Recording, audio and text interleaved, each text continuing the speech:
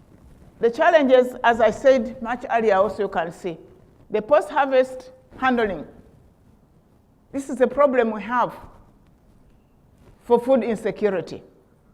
You make all efforts to produce, but just you look at that.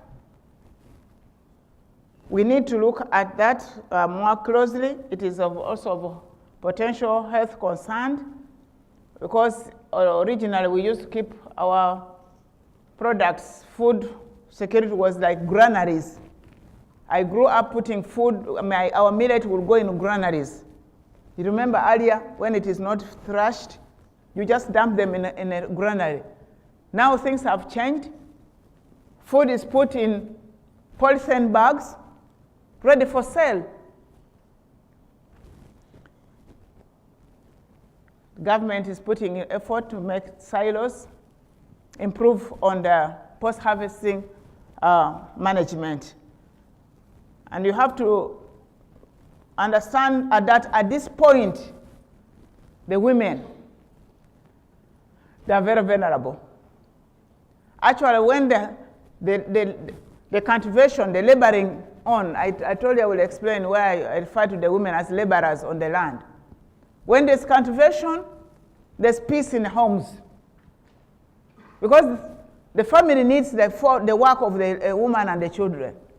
When it reaches harvesting time and the products are put in polythene bags, ready for sale, there's domestic violence. She doesn't have a say on the sale. And this one practically has happened, including my own family, my own brother. I had to imprison him for 2 weeks.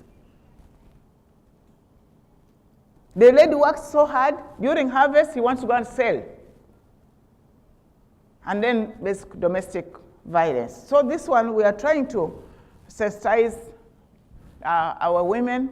We are trying to put in place all efforts of domestic violence. A woman actually ripped of her labor. She doesn't enjoy it. And we have a problem of land ownership.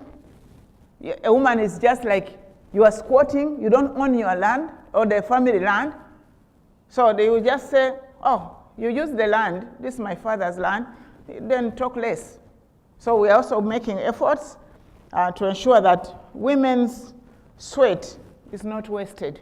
Because at the end of the day, after selling, then she will bring back, the woman will come back because the children are there, and the man wants to eat.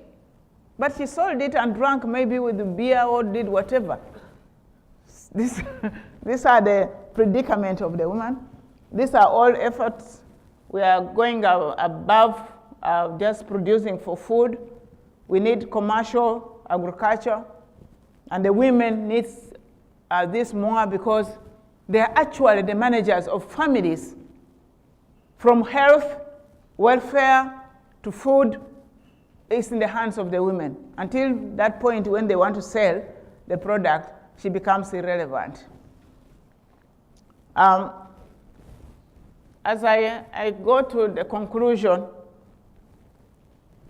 I want to take note that you cannot underrate the need for a political will. In all efforts of the dear scientists, it will flourish where there's good political goodwill, stability, peace. In Uganda, we have come a long way. Many people know us as the country where our former president, Amin. That's how people know Uganda. But over time, we have moved on. And to have a peaceful moment for a long time, like 3 decades, probably is the reason why our scientists, or by technology or efforts to commercialize our agriculture, is now taking shape. So that is where I want us to appreciate and encourage the scientists that you have to work with the political wing for us, we are now like professional speakers. You keep on talking. But you are academicians, you are scientists, you are researchers. Do your work, let's talk it for you. Because my interest is your interest. A politician thinks about the voter. And you are producing, you are researching for the benefit of the end user, who is a voter. So when we combine, we become good partners. If I don't understand your work and it doesn't bring my voter to appreciate, then I abandon it. I leave it to you. So you need a political goodwill to do your work peacefully, to do the research. We need the budgeting, as I said, and this is all over the world. Uganda, as I had earlier indicated, we have addressed all this, not just by matter of talking, as I had underlined. We have put budget into that. We are encouraging women. We have women fund. We have created actually a women fund to ensure that they can borrow to get that money and use it, particularly what they do best, and that is small agricultural work. We have created a youth livelihood fund. We need to work on the mindset of the youth, and that is where we should go with the food security. As long as our youth, who are the biggest majority, are still thinking about the white-collar jobs, then we are not solving that problem. In Uganda, efforts are that we created a youth livelihood fund where they group themselves 5, 10, access that money, and start either piggery, whatever, agricultural work, rather than coming to work in towns. We even created money for the urban poor. There are those also who don't want to leave the town, but we want to engage them. And once they start appreciating that they can survive with that, then we are going towards food security. We cannot afford to keep an idle, dormant, unproductive youth. Because they are energetic, we need to engage them. So the mindset is something we need to work on. As I said, we have already established the Ministry of Science, Technology, and Innovation. This is the reality in my country. And we have supported training of scientists. Recently, His Excellency the President wanted the science teachers to be paid more than other teachers because he appreciates the work of scientists. As legislators, we said, no, we need votes from both of them. But we were saying that will discriminate. It will even put the morals of others down. They can only be given motivation. But he wanted to double the salary of the science teachers. And the parliament said, no, that will cause us problems. But we have already created funds for research and innovation. And I encourage other scientists to come and help us try to sort some of these problems. We have biotechnology research at advanced stage, narrow. Mitigation, climate change mitigation, it is all mainstreamed in all departments. Efforts to mitigate against climate change. The funds we allocate, it must show, otherwise we don't approve that budget. As I move, my last plea is that scientists, I'm happy to rub shoulders with you. Come out of the laboratories. Come and talk about your work. Come and defend your evidence-based research when confronted. Don't keep quiet. Partner with communicators, politicians, so that your work is appreciated. We do appreciate, but we have a gap. Probably it will also make it easy for you how to design your research. Some of the things, if we don't understand, if you are not put on board, you are walking alone. You are suffering alone.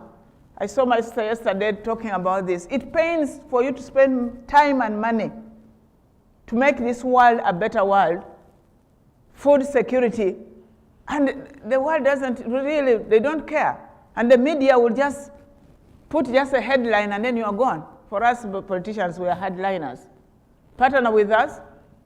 We shall be your mouthpiece. We shall tell our voters to appreciate the undertaking, like biotechnology. This is the way to go. It has been practiced locally. People do not know the name, but they were doing it. We are benefiting from it. But when the word comes up, then the word of GMO, then they tell you, is it what? Green what? What? Organic.